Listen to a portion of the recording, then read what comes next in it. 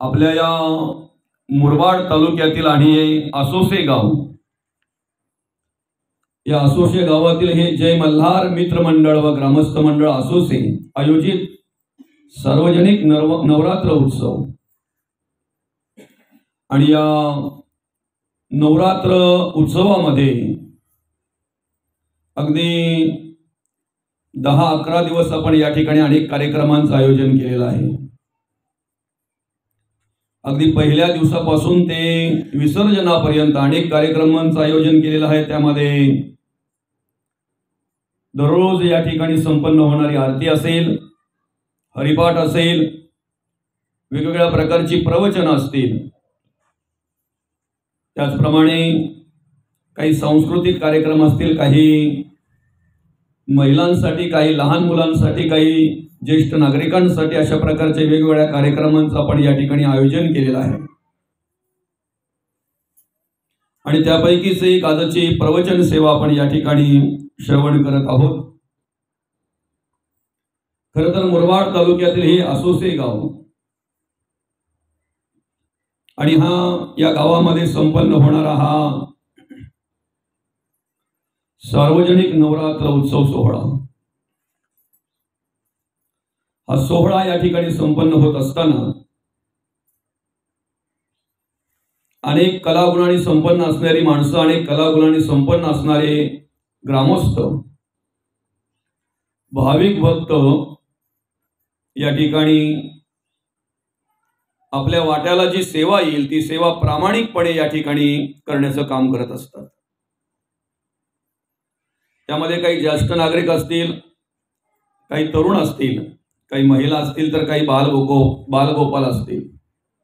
आपण सर्वच या ठिकाणी आपल्याकडे असलेली कला, आपल्याकडे असलेले जे काही गुण आहेत, त्या गुणांचा, कलेचा वापर या ठिकाणी आपण करत असतो। आणि म्हणून आपल्या सर्वांच्या सहकार्याने या ठिकाणी अतिशय भव्य दिव्य असा हा सोहळा आपल्याला अनुभवायला मिळतोय, पाहायला मिळतोय। हा सोहळा या ठिकाणी अश्विन शुद्ध प्रतिपदा ते विजयादशमी पर्यंत आपण या ठिकाणी संपन्न करत असतो। आणि या सर्व दिवसांमध्ये ज्याच्या वाट्याला जी सेवा येईल ती सेवा आपण प्रामाणिकपणे करत असतो। खऱ्या अर्थानं या ठिकाणी या सोहळ्याला जवळजवळ 13 वर्ष पूर्ण झालेली आहेत। 13वा वर्ष आहे ना। 13 वर्षापासून या ठिकाणी आपण नवरात्र उत्सव साजरा करतो। जय मल्हार मित्र मंडळ, त्याचप्रमाणे ग्रामस्थ मंडळ आसोसे,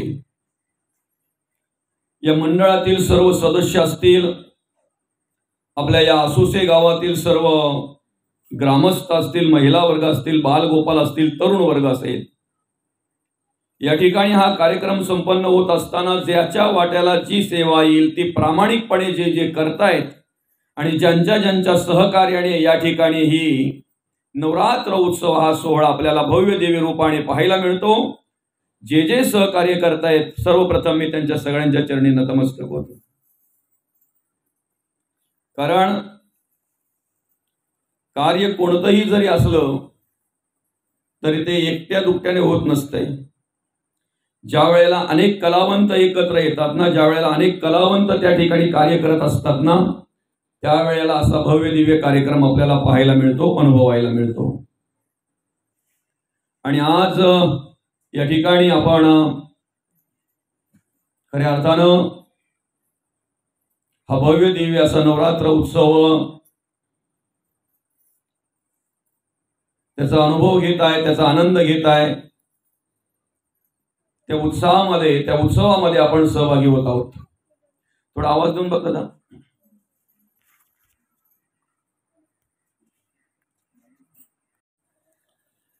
ज्या देवीची या ठिकाणी आपण स्थापना केलेली आहे, जी देवी या ठिकाणी विराजमान झालेली आहे, ती देवी म्हटल्यानंतर या ठिकाणी आम्ही स्थापना करण्याचा उद्देशच एक आहे की त्या देवीची स्थापना केल्यानंतर मूर्ती रूपाने ज्या वेळेला ती देवी या ठिकाणी विराजमान होते त्यावेळेला तिचं स्तवन आमच्याकडून घडावं, बरं का। तिचं महात्म्य आमच्याकडून वर्णन व्हावं, तिचं स्तवन आमच्याकडून घडावं, त्या देवीचं नामस्मरण आमच्याकडून घडावं, या उद्देशाने आपण या ठिकाणी या कार्यक्रमाचं नियोजन करत असतो, या कार्यक्रमाचं आयोजन करत असतो. आणि खऱ्या अर्थानं जवळजवळ प्रतिपदेपासून ते आतापर्यंत रोजच अनेक ठिकाणी अनेक तालुक्यांमध्ये जाण्याचा योग आला बरं का. पण खऱ्या अर्थानं नवरात्र उत्सव जो आम्ही आमच्या खेड्यापाड्यामध्ये जो साजरा करतोय ना, तो शहरात पाहायला मिळत नाही बरं का माऊली. शहरामध्ये पैसा भरपूर आहे, मंडप मोठी आहेत, लाइटिंग ही झगमगाट भरपूर आहे, पण जे धर्माचे संस्कार आणि संस्कृती, जे देवीचं कार्य आम्हाला आमच्या खेड्यापाड्यामध्ये पाहायला मिळतंय ना, ते शहरामध्ये पाहायला मिळत नाही बरं का. देवीची स्थापनाच आम्ही याच्यासाठी करतोय, देवीचं आगमनच यासाठी आमच्याकडे होतंय, देवीची मूर्ती रूपाने आम्ही प्राण प्रतिष्ठाच याच्यासाठी करत असतो की त्या देवीचं स्तवन आमच्याकडून घडावं, त्या देवीचं नामस्मरण आमच्याकडून घडावं, त्या देवीची आरती पूजा आमच्याकडून घडावी, या उद्देशाने आम्ही करत असतो. आणि मी आपल्या खेड्यापाड्याची स्तुती का करतो, स्तवन का करतो,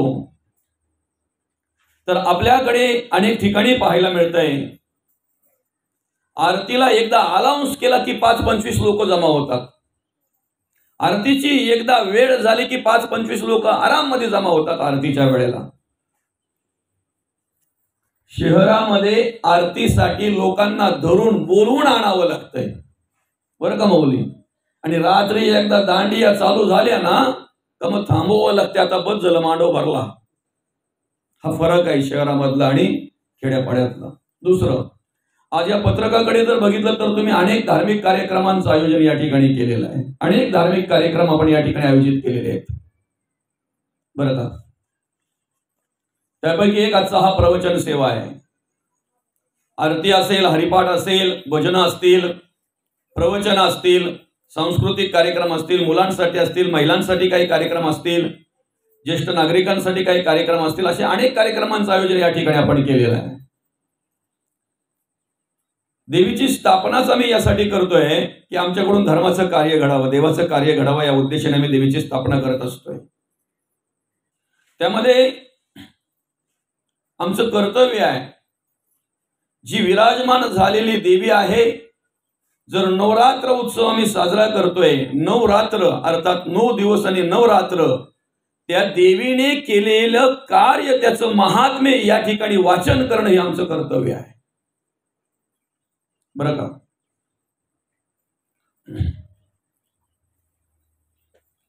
किती जणांनी या ठिकाणी या मंडपामध्ये बसून देवी महात्म्य वाचलंय बरं? माहीतच नाही काय असतंय ते बरं का. त्या देवीची आरती करणं आमचं कर्तव्य आहे. आरती म्हणजे स्तवन आहे, स्तुती, देवीची स्तुती. अश्विन शुद्ध पक्षी अंबा बैसली सिंहासनी हो बरं का. प्रतिपदे पासून ते दसऱ्यापर्यंत त्या आरतीमध्ये सगळं स्तवन केलेलं आहे, सगळ्या प्रकारची स्तुती केलेली आहे. ती आरती आम्ही दरवर्षी सालाबाद प्रमाणे या ठिकाणी जो कालावधी आमचा आहे नवरात्र उत्सवाचा, त्या कालावधीमध्ये दिवसाला किती वेळा आरती करता येते? 2 वेळा. कमीत कमी 18 वेळा आम्ही आरती करतो, कमीत कमी 9 दुने 18, तशी 20 वेळा होते, किंवा आता 11 दिवस म्हटल्यानंतर 22 वेळा होईल बरं का.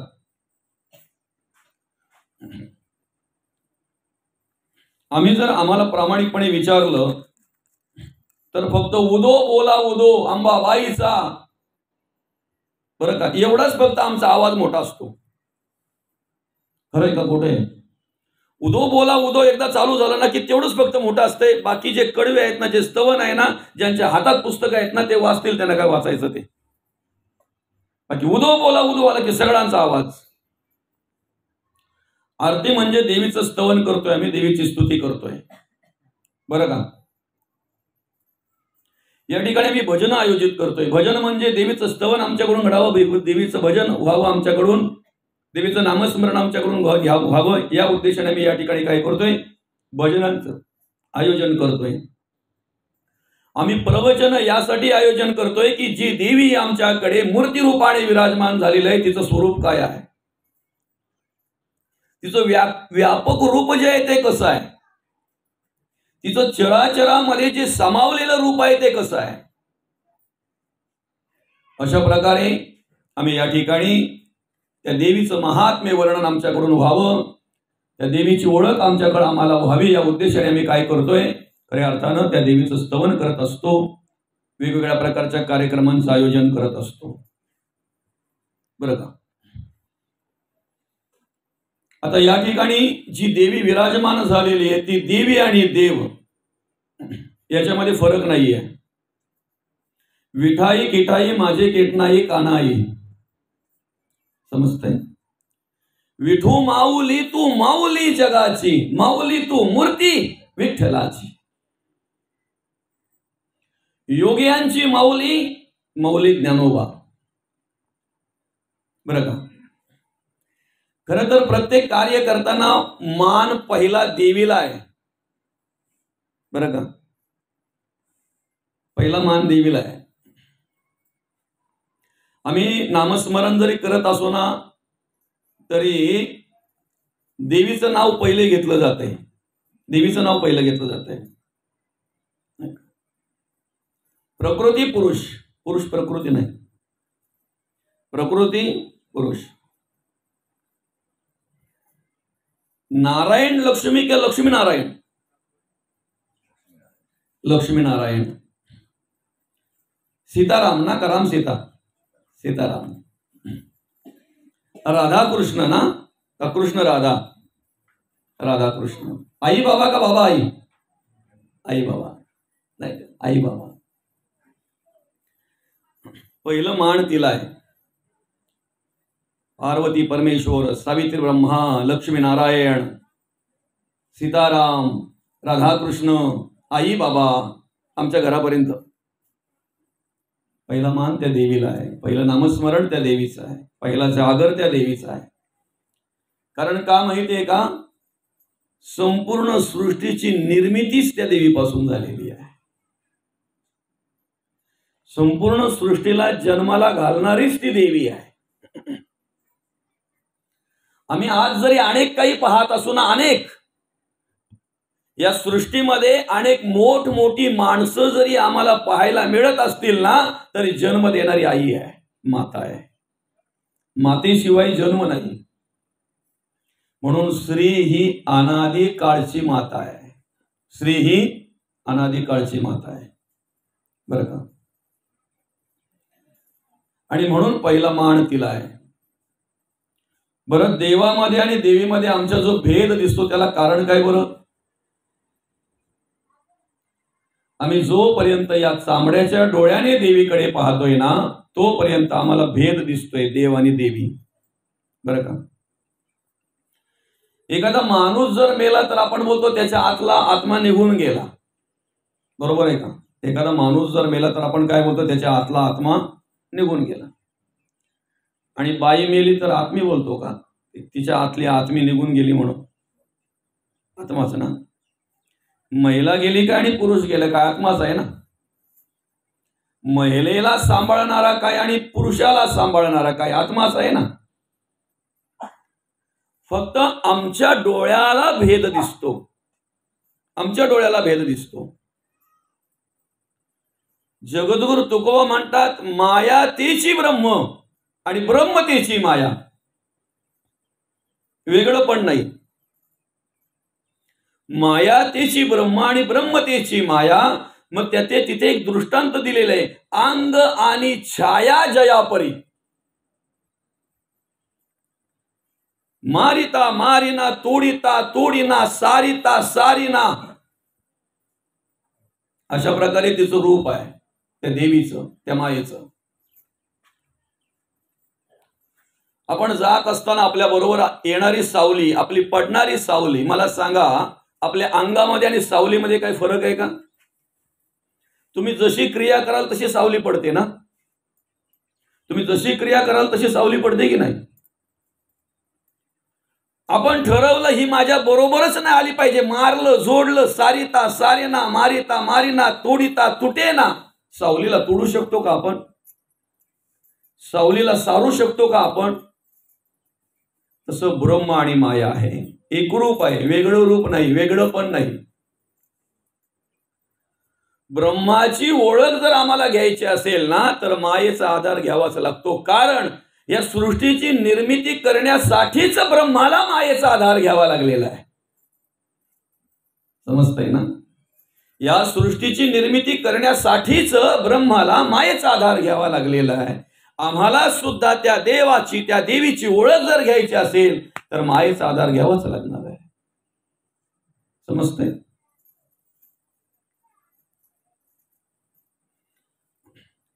केळ्याचं गर आमच्यापर्यंत व्यवस्थित पोहोचावं म्हणून साल दिले ना. खरा पैसा आपण वरच्या सालीचा देतो का गराचा देतो? आपल्याला महत्वाचं साल असते का गर असते? गर ना. बरं, घेताना जर आपण असं बोललो का ठीक आहे आता मुरबाडशी मला आसोशाला जायचं आहे, 1 डझन केली एवढी जड झाल्यात, साली काढल्या तर वजन जरा कमी होईल, घरी येईपर्यंत शिखरण होईल, त्याचं केल्याचं शिखरणच ना. ते घरी व्यवस्थित येईपर्यंत जशी साल महत्वाची आहे ना तसं ब्रह्म आमच्यापर्यंत पोहोचावं म्हणून माया महत्वाची आहे. तसं ब्रह्म निर्गुण आहे, निराकार आहे, निसंग आहे, अरूप आहे, निर्लेप आहे. पण आम्हाला कळावं किंवा त्याला कार्य करायला लागावं, कार्य करता यावं म्हणून मायेचा आधार घ्यावा लागतो. ब्रह्माला कार्य करता यावं म्हणून मायेचा आधार घ्यावा लागतो. समजते ना? सगुणाचे आधारे निर्गुण पाविजे निर्धारे. तसं जर पाहायला गेलं तर देव दिसण्यासारखा नाहीये. दिसण्यासारखा आहे, चांबड्याच्या डोळ्याने दिसण्यासारखा आहे. पण आम्हाला कळावं म्हणून आम्ही ते अधिष्ठान लावलेलं आहे. समजतंय ना? ती देवी कशी आहे? देवी निर्गुण आहे, निराकार आहे, निसंग आहे, अरूप आहे, निर्लेप आहे, निराधार आहे, निर्विकल्प आहे. पण त्या देवीची सेवा आमच्याकडून घडावी, त्या देवीचं रूप आम्हाला कळावं, त्या देवीचं महात्म्य आमच्याकडून वर्णन व्हावं, या उद्देशाने आम्ही मूर्ती रूपाने तिचं अधिष्ठान लावलेलं आहे. बरं का? वेगळं नाही, एकच आहे. ते कार्य करण्यासाठी कार्यकरण तिलाही अनेक अवतार घ्यावे लागले आणि देवालाही अनेक अवतार घ्यावे लागले. देवीलाही आणि देवालाही. फक्त आम्ही काय केलं पाहिजे? त्या देवीचं स्तवन केलं पाहिजे, त्या देवीचं महात्म्य वर्णन केलं पाहिजे, त्या देवीचं महात्म्य वर्णन केलं पाहिजे. आता त्या देवीचं महात्म्य जर आम्हाला वर्णन करायचं आहे त्या देवीचं, बरं का, तर पहिला आम्ही विचार केला पाहिजे की नवरात्र उत्सव आम्ही का साजरा करतो? का आपल्या तरुणांना काही काम नाही, चला 9 दिवस काम लावून द्यायचं म्हणून? असं काही आहे का? किंवा तुमच्यासारख्या वरिष्ठ माणसांना काही काम नाही, आता कुठेतरी बसायचं तर इथे येऊन बसतील, असं काही आहे का माऊली? का असोसिएवाल्यांना पैसा जाम झालाय, कुठेतरी खर्च करायचा म्हणून पोराव घ्या करा खर्च, असं काही आहे का? प्रत्येक गोष्ट करताना काहीतरी उद्देश असतो. प्रत्येक गोष्ट करताना काहीतरी उद्देश असतो. बरं का? तसं वर्षभरामध्ये 3 प्रकारचे नवरात्र उत्सव येतात. वर्षभरामध्ये 3 वेळा नवरात्र उत्सव येतात. ऐका,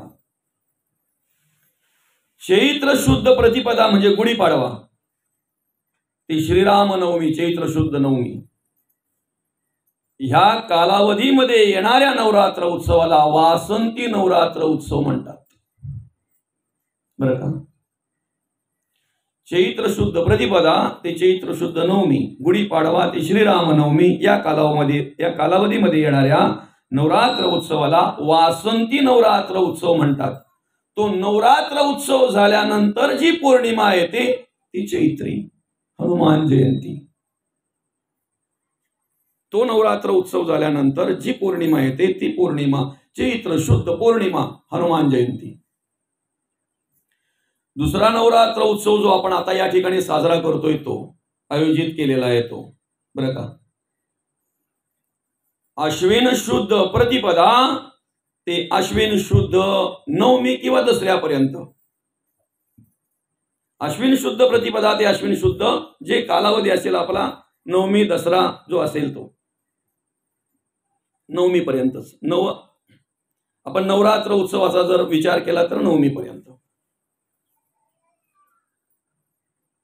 ह्या नवमीच्या नंतर ह्या महिन्यामध्ये पौर्णिमेला येणारी कोजाग्रती पौर्णिमा, कोजागिरी, तिला कोजाग्रती पौर्णिमा म्हणतात बरं का. आपण कोजागिरी म्हणतोय, कोजाग्रती.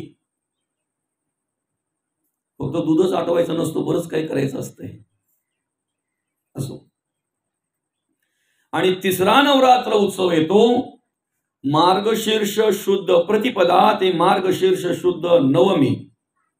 याला शाकंभरी नवरात्र उत्सव म्हणतात. आणि त्या उत्सवाच्या नंतर जी पौर्णिमा येते त्याला दत्त पौर्णिमा म्हणतात. दत्त पौर्णिमा, बरं का. तिन्ही नवरात्र उत्सव समजले ना तुम्हाला. आता आपण ही नवरात्र उत्सव का साजरी करतो किंवा का त्या देवीचं अधिष्ठान नवरात्र 9 दिवस लावतो, त्याला कारण त्या देवीने असुरांचा नाश करण्यासाठी 9 रात्र आणि 9 दिवस नॉन स्टॉप युद्ध केलं, न थांबता.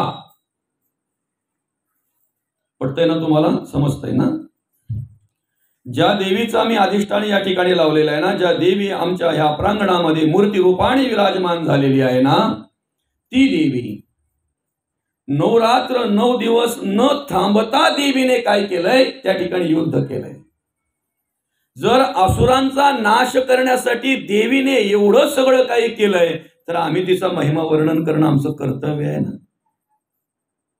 आमच्या रक्षणासाठी जर देवीने 9 रात्र 9 दिवस जर युद्ध केलंय असुरांचा वध करण्यासाठी, आमचं रक्षण करण्यासाठी, आम्हाला सांभाळण्यासाठी, जर देवीने 9 रात्र 9 दिवस जर काही खाल्लं नाही, न खाता न पिता जर नॉन स्टॉप युद्ध केलंय तर आम्ही उपवास करणं कर्तव्य आहे ना. जे 9 दिवस 9 रात्र तिने कार्य केलं ते कार्य आम्हाला कळावं म्हणून तिचा महिमा वर्णन करणं आमचं कर्तव्य आहे ना. बरोबर आहे की नाही. फक्त काय करायचंय माहितीये का, ज्या असुरांचा देवीने नाश केला ना, वध केला, त्या असुरांचा आम्ही पहिले विचार करायचा आहे, अभ्यास करायचा आहे. महिषासूर कोण होता, तो कसा होता, तो नेमकं काय करायचा. शुंभ निशुंभ चंडमुंड आणि एक रक्तासूर तर असा होता ना, त्याला मारलं, त्याचं रक्त पडलं, जिथे त्याचं रक्त पडेल ना त्याच्यातून दुसरा राक्षस तयार व्हायचा. त्याचं नाव रक्तासूर. समजतंय ना.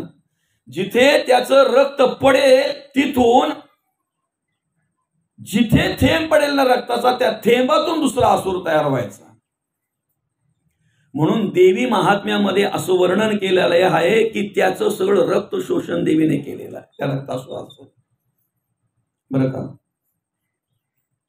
जे देवीने कार्य केलेलं आहे ना त्याचं महात्म्य वर्णन करणं, त्याचा अभ्यास करणं आमचं कर्तव्य आहे. ज्या असुरांचा नाश केला ना, तो नाश कशा पद्धतीने केला, ते असुर कसे होते, त्याचा विचार करणं, त्याचा अभ्यास करणं आमचं कर्तव्य आहे या नवरात्र उत्सवामध्ये.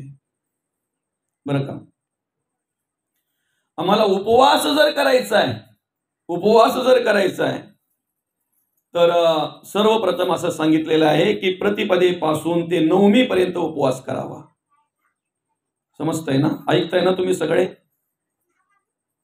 प्रतिपदेपासून ते नवमीपर्यंत उपवास करावा. पण तो कोणी करावा, जी धडधाकट आहेत, मजबूत आहेत, ज्यांच्या तब्येती जास्त झाल्यात त्यांना कमी करायचे आहेत. शास्त्र पण आहे आणि विज्ञान पण आहे. शास्त्रही आहे आणि विज्ञानही आहे. कधीतरी घरात काही झाला ना, 2-2, 4-4 दिवस न खाता पण राहतात ते, त्यांना सवय आहे. समजतंय ना. अर्थात ज्यांना उपवास निघेल त्यांनी करावा. ज्यांना जमत नाही ना त्यांनी 9 दिवस नाही, त्यांच्यासाठी 7 दिवस सांगितलंय. ज्यांना 7 दिवस जमत नाही त्यांच्यासाठी 5 दिवस सांगितलंय. ऐकताय का. ज्यांना 5 दिवस जमत नाही त्यांच्यासाठी 3 दिवस सांगितलंय. सप्तमी, अष्टमी, नवमीच्या दिवशी उपवास सोडायचा रात्रीचे. ऐकताय. आता एखाद्या पुरुषाला किंवा एखाद्या स्त्रीला दुपारचं टायमाला जर जेवायला भेटलं नाही तर अंग कापत असेल तिचा, तर तिने 9 दिवस उपवास करून चालेल का? चालेल? खायला जर मिळालं नाही तर अंग थरथरत असेल तर त्यांनी 9 दिवस जर उपवास केला तर 10व्या दिवशी त्याला ऍडमिट करायला लागेल ना? नाही, कदाचित बाई उपवास धरेल, देवी उपवास धरेल, पण त्रास देवाला होईल ना? त्रास कोणाला होणार आहे? देवाला होणार आहे. किंवा देवाने जर उपवास धरला तर त्रास कोणाला होणार आहे? देवीला होणार आहे. आपल्याला काय करायचं आहे? नवरात्र उत्सव साजरा करायचा आहे, पण दोघांना त्रास होता कामा. दोघांनी पण ह्या नवरात्र उत्सवाचा आनंद घेतला पाहिजे. मग ज्याला जमतच नाही ना त्याने एक नवमीला उपवास धरा, शेवटच्या दिवशी सकाळीपासून संध्याकाळपर्यंत ज्याप्रमाणे आपण सोमवार करतो की नाही, संध्याकाळी सोडून टाकायचा. त्या उपवासासाठी आपल्याला ह्या सवलती दिल्यात बरं का. पण संत म्हणतात अन्नाचा उपवास करता करता कधीतरी कर्माचा पण उपवास करावा ना. हे समजतंय का? विचारांचा पण उपवास केला पाहिजे का नाही? उलट ज्या दिवशी खाणं पिणं चांगलं असतंय त्या दिवशी घरातलं वातावरण व्यवस्थित दिसतंय, पण ज्या दिवशी उपवास असेल ना त्या दिवशी घरातली पोरं पण बोलतात, आज काही जास्त अड्डावड्डा करू नका, आईला उपवास आहे. आईच्या हातात भेटल त्या पैकी जास्त तन तन तन तन कुठल्या दिवशी असते. आणि ती बोलते पण आज मला जास्त काही बोलायला लावू नका ना, अड्डाला लावू नका, आज मला दम निघ नाही, एक तर उपास आहे सकाळपासून. संत म्हणतात याचा उपवास आपल्याला करायचा आहे. अन्नाचा उपवास करता करता आपल्याला कर्माचा उपवास करायचा आहे, विचारांचा उपवास करायचा आहे, गुणांचा उपवास करायचा आहे. तुम्ही अन्नाचा उपवास कसा करायचा हे तुम्हाला पुराण आणि शास्त्र सांगतील. कर्माचा उपवास कसा करायचा यासाठी प्रवचनच पाहिजे. समजतंय ना? कर्माचा उपवास कसा करायचा ना यासाठी प्रवचन पाहिजे. यासाठी आम्ही प्रवचन श्रवण केलं पाहिजे. आता एक एक माळ आम्ही लावतो की नाही बरं का. आजची 8वी माळ का बरं? 8वी माळ ना. एक एक माळ आम्ही दररोज लावतोय. ती माळ लावता लावता आम्हाला भक्तीचा विचार करायचा आहे. माळा ज्याप्रमाणे आम्ही लावतोय ना त्याप्रमाणे आम्हाला नवविधा भक्ती सांगितलेली आहे. तिचा उल्लेख शिवपुराणातही आलेला आहे, गाथेमध्येही आलेला आहे, ज्ञानेश्वरीमध्येही आलेला आहे. अनेक ग्रंथांमध्ये अनेक संतांनी, अनेक महात्म्यांनी, अनेक ऋषी मुनींनी तीच भक्ती सांगितलेली आहे, नवविधा भक्ती. श्रवणापासून ते आत्मनिवेदनापर्यंत एक एक माळ आम्हाला रोजची लावता आली पाहिजे, रोजची लावता आली पाहिजे. श्रवण, कीर्तन, विष्णू स्मरण, पाद सेवन, अर्चन, वंदन, दास्य, सख्य आणि आत्मनिवेदन एक एक माळ लावता आली पाहिजे रोजची. श्रवणापासून भक्तीला सुरुवात आहे, ऐकण्यापासून भक्तीला सुरुवात आहे. नवे नवे ऐकणं ही पहिली भक्ती आहे. ऐकणं ही पहिली भक्ती आहे. अर्जुन मोहाधीन झाला, मायेअधीन झाला. ममत्व अर्जुनाच्या अंतःकरणामध्ये निर्माण झाल्यानंतर त्याला कर्तव्यामध्ये उभं करण्यासाठी भगवंताने काय केलं बरं? अशी दयाबी आणली का फुकली? नाही ना. लिंबू मिरच्या कुठं काही बघितल्या? कर्तव्यहीन झालेल्या अर्जुनाला पुन्हा कर्तव्यामध्ये उभं करण्यासाठी गीतेवर मार्गदर्शन केलं, श्रवण करायला सांगितलं. ऐक आणि ऐकणं ही भक्ती आहे. ऐकणं ही भक्तीची पहिली पायरी आहे. श्रवण ही भक्तीची पहिली पायरी आहे बरं का. आता का करावं श्रवण? आमच्यात बदल व्हावा म्हणून आम्ही श्रवण करावं. आम्हाला कसं जगता यावं, वागता यावं हे आम्हाला कळावं म्हणून आम्ही श्रवण करावं ना, ऐकावं ना, नाही का? आम्हाला घडायचं आहे का बिघडायचं आहे? घडायचं आहे आम्हाला. आणि घडायचं जर आहे तर त्यासाठी आम्ही श्रवण केलं पाहिजे बरं का. टाकीचे गाव सोसल्याशिवाय देव पण येत नाही. घडायचं आहे ना, मग घडवणी करताना टाकीचे घाव सोसावेत लागणार आहेत, बरं का. श्रवण करता करता आमच्या अंतःकरणामध्ये ती जाणीव होते, ज्ञान, ते आत्मज्ञान प्राप्त व्हावं या उद्देशाने आम्ही निष्ठेने श्रद्धेने श्रवण केलं पाहिजे, श्रद्धेने श्रवण केलं पाहिजे. ऐकून माणूस बिघडतो याच्यावर विश्वास आहे आपला? ऐकून माणूस बिघडतो याच्यावर विश्वास आहे ना?